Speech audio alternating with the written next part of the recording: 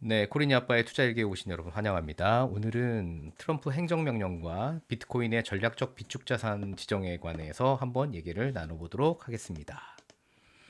트럼프 행정명령은 왜 중요할까? 트럼프 행정명령은 디지털 화폐에 대한 명확한 개념 정의를 했고 장기 비전을 제시했습니다. 그래서 더 이상 코인은 불법 자산이 아니라 제도권의 어떤 금융 상품으로서 인정을 받았습니다. 그리고 이번에 행정명령에는 미국 달러의 패권을 유지할 수 있는 강력한 비책을 담고 있습니다. 앞으로 일어날 변화의 줄거리자 서막을 알리는 큰 사건이라고 저는 보고 있고요. 하지만 코인 가격은 별로 안 올랐죠. 이렇게 중요한 행정명령인데 왜 안 올랐을까요? 한번 알아봅시다. 네, 행정명령의 핵심 사항은 저는 이거라고 처음에 봤는데 개념의 명확성입니다. 뭐든지 법이 개정되기 위해서 어떤 국가의 제도와 법률이 정의되기 위해서는 개념이 명확하게 정의가 돼야 됩니다. 그래서 개념을 명확하게 했는데 디지털 에셋이라는 표현을 썼습니다. 잘 보시면 커런시가 아니에요. 에셋하고 커런시가 뭐가 다를까요? 네, 에셋은 뭔가 보유하고 가지고 있고 재산상의 가치가 있는 것을 에셋이라고 하고 커런시는 실제로 유통되는 통화를 이야기합니다. 그렇기 때문에 이 단어를 보시면 아마 비트코인 많이 갖고 계신 분들이 말씀하시는 앞으로는 비트코인으로 모든 것들이 다 결제되는 그런 시장 세상이 될 것이다 라고 말씀을 하시는데 그럴 가능성은 제가 볼 때는 좀 높지 않은 것 같습니다. 왜냐하면 비트코인은 에셋이지 커런시가 아니기 때문입니다. 전략 자산인데 왜 비트코인 가격은 이럴까? 자, 보시면 지금 미국 국가에서 가지고 있는 비트코인이 약 20만 개 되는 걸로 알려져 있지요. 근데 그 비트코인이 다 대부분 어떤 겁니까? 네, 불법을 저지른 개인들로부터 압류한 것들입니다. 실제로 비트코인은 개인과 시장에서는 매매를 통해서 가고 있는데 국가에서 시장에서 유통되는 비트코인을 사주지도 않고 개인에게 비트코인을 사주지도 않고 다만 압류했죠. 안 파는 것만 해도 다행인 줄 알아라. 뭐 그런 것 같습니다. 네, 그러면 도대체 비트코인에 대한 미국 정부의 의도는 뭐냐라고 했을 때 저는 이렇게 이해를 하고 있습니다. 달러의 위협이 되는 늑대를 더 이상 방치하지 않고 길들이겠다. 무슨 얘기냐? 달러는 중앙에서 발행한 화폐죠. 그래서 중앙에서 찍어낼 수 있는데 비트코인은 찍어낼 수가 없어요. 근데 문제는 탈중앙화입니다. 정부의 간섭을 받지 않고 그냥 사람들이 코인을 서로 주고받고 할 수가 있죠. 그러면 누가 어떤 코인을 가지고 있는지 또 어떤 거래가 일어나고 있는지 국가에서 다 모니터링하기가 대단히 어렵습니다. 그러면 나중에 세금을 어떻게 부과할 것이며 또한 마약이나 무기나 테러 이런 것들의 어떤 기반이 되는 자금이 비트코인으로 왔다 갔다 할 수 있겠죠. 그렇기 때문에 미국에서는 비트코인을 추적하기 위한 그런 특수 수사대원들을 이렇게 해서 그런 범죄에 사용되는 코인이 나중에 거래소를 통해서 달러로 바뀔 때 그때 다 조사를 합니다. 이 달러가 갑자기 비트코인하고 바뀌었는데 도대체 이 비트코인은 어디서 온 걸까? 의심을 하겠죠. 그래서 다 수사를 합니다. 그래서 나중에 그게 범죄하고 조금이라도 연관이 됐다 하면 뺏는 거죠. 네. 미국 정부는 좋습니다. 그러면 정부는 미국 비트코인이 달러 대신에 세계 기축통화 역할을 하는 것을 과연 좋아할까요? 네, 그렇지 않다라고 저는 봅니다. 왜냐하면 비트코인은 미국이 다 가지고 있는 게 아니죠. 처음에는 중국이 제일 많이 갖고 있었습니다. 그리고 지금도 비트코인을 어느 나라에 어떤 사람들, 어떤 단체, 어떤 테러 단체가 얼마나 갖고 있는지 정확하게 모릅니다. 근데 비트코인이 세계 기축통화 역할을 하도록 미국이 돕는다? 저는 그러기 되게 어렵다고 봅니다. 그러면 비트코인이 과거 금의 역할처럼 달러의 신용을 보장하는 담보물로 작용할까? 뭐 어느 정도까지는 작용할 수 있다라고 보여집니다. 왜냐하면 지금 달러가 많이 위협을 받고 있죠. 미국이 정부 부채가 너무 높기 때문에 달러 신용에 좀 문제가 있긴 합니다. 그렇기 때문에 그동안에 뭔가 비트코인을 통해서 그런 담보물로 작용할 수 있죠. 한간에는 미국에서 기존의 금을 재평가를 해서 기존의 금을 재평가한 그걸 가지고 비트코인을 살 거다라는 뭐 그런 얘기도 나돌고 있습니다. 그러면 저는 이렇게 묻고 싶어요. 비트코인을 정말 칭송하는 맥시들이 항상 탈중앙화의 위대함을 칭송했거든요. 근데 요즘에는 뭐라고 합니까? 미국 정부한테 제발 우리 코인 좀 사주세요라고 얘기하죠. 자존심 다 어디로 갔는지 모르겠어요. 가격만 오르면 된다는 건지.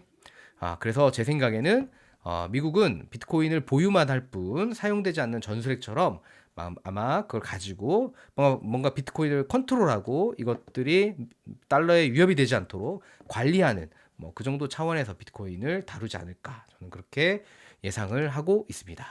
그 다음에 두 번째 트럼프 행정명령의 정말 핵심입니다. 그건 바로 스테이블 코인인데요.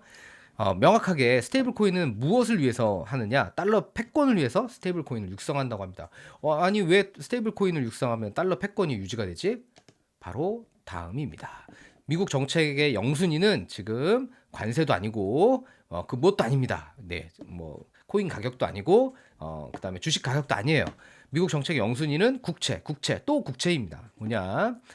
지금 그 바이든 정부 때 코로나가 왔었죠. 그때 코로나 때 미국이 달러를 엄청 풀었습니다. 그냥 풀 수가 없죠. 달러 확보를 위해서는 국채를 발행한 겁니다. 근데 그게 이제 다시 연장해야 될 때가 돌아온 겁니다. 근데 문제는 바이든 정부 때의 금리는 대단히 낮았죠. 제로 금리보다 조금 높은 그 정도 수준이었어요. 그런데 지금은 미국 국채의 비용이 이자 비용이 거의 4%를 넘어가고 있습니다. 그러면 그 큰 이자 비용을 부담을 해가면서 만약에 국채가 연장이 된다. 그러면 미국 정부는 정말 막대한 이자 비용을 지출하게 되어 있습니다. 지금 2025년 3월이잖아요. 지금 이번 달에 연장해야 될 미국의 국채 비용이 1.5조 달러를 넘습니다. 우리나라 돈은 얼마입니까?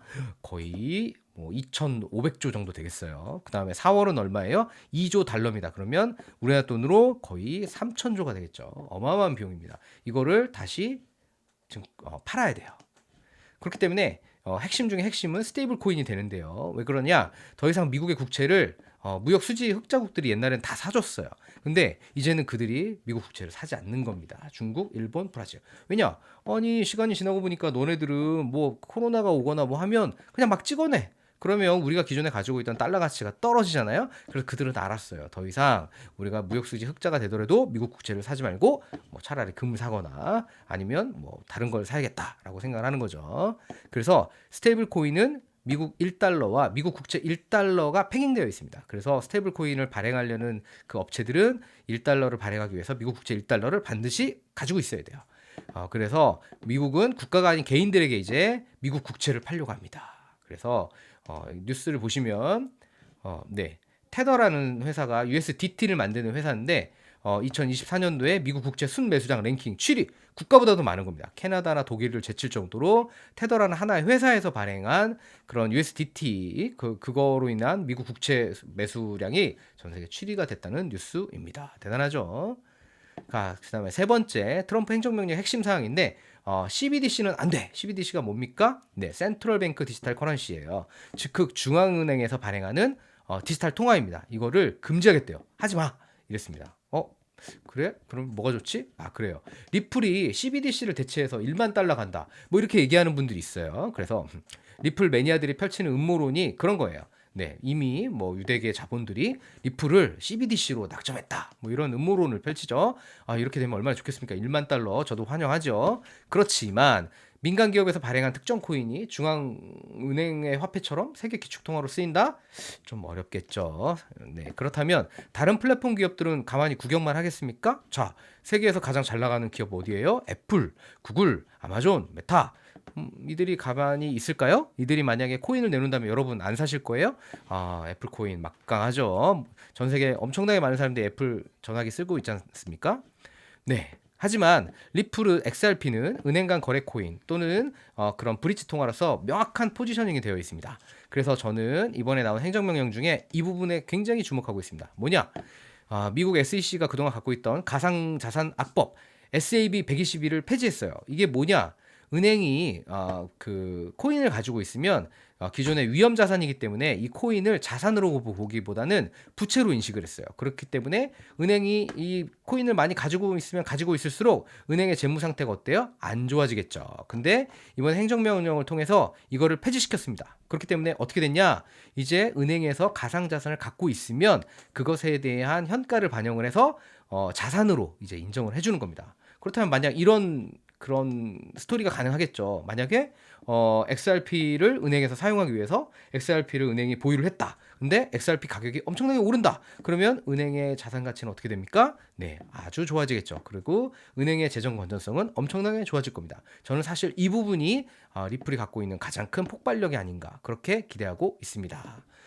그런데 아직도 많은 사람들은 미국 정부가 디지털 자산을 세금으로 구매한다라고 생각을 하죠. 기대를 합니다.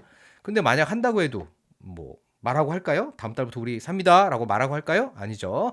그런 순간 가격이 폭등하겠죠. 그래서 한다고 해도 저는 몰래 하지 않을까 생각을 하고요. 그 다음에 더욱 중요한 거, 트럼프는 시장주의자입니다. 시장주의자는 국가의 개입을 최소화하고 민간이 주도하도록 규제를 없애는 것을 목표로 합니다. 따라서 시장주의자인 트럼프가 국가의 힘을, 국가의 자산, 국민의 세금을 통해서 뭔가 코인을 산다?